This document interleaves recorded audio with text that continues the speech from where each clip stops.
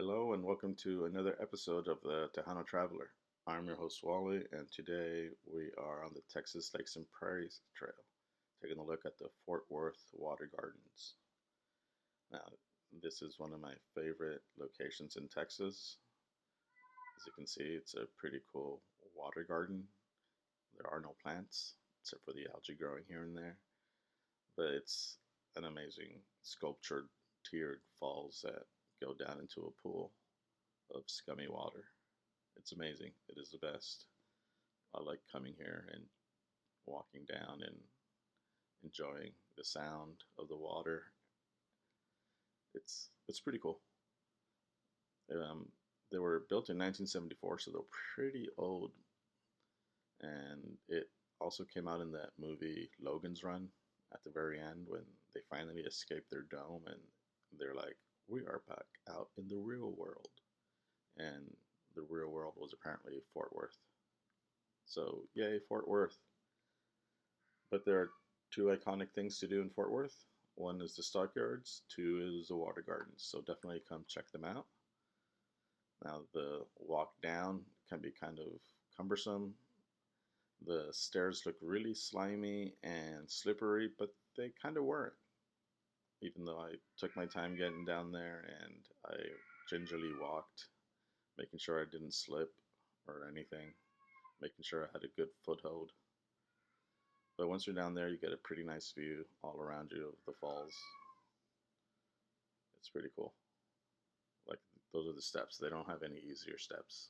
I mean, there's no ramp that takes you down there either. So I guess if you're in a wheelchair, you just sort of had to look from the top. But it's one of my favorite places to come to in Texas and in Fort Worth. And every time I get a chance to come, I always make it here. And then something else that a lot of people, I'd say about 90% of the people don't even know, is that there's more to the water gardens than just that area. There's these fountains over here on the other side, which are supposed to cause the illusion of walking between water. They just sort of flow out and look kind of cool. But a lot of people don't even know that this whole other area of the water parks exists. That one's supposed to represent a mountain. And then my other favorite area is this pool. I've been coming to the Fort Worth Water Garden since 1997, and this is the first time I actually roamed around the rest of the area and discovered this, which was kind of awesome. I didn't know it was there. You can climb down or take the stairs and get to see this really cool little pool that's surrounded by trees and shade and a big massive wall. It's pretty amazing. I like to look at it. I almost like it more than the other part of the water gardens.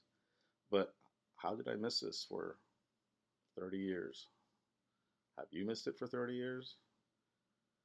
I mean, look at how tranquil and cool and relaxing that water looks. I kind of wish they would let you swim in it, but I guess they've got to preserve the beauty and the aesthetics of things. But whatever. I like how water plays a prominent feature in all of this because, water is important and I like how they're celebrating it. But I really like this area and I wanted to stay here longer, and it made me regret not knowing about this for a long time. So if you go to the water gardens, definitely check out this area. There's more than just those falls, tiered waterfalls that we saw earlier. Walk around a bit, get to know the place, get to see the architecture. Apparently all these terraces are supposed to represent mountains to the artist, and these little aqueduct looking things represent rivers and creeks. And this is a land formation.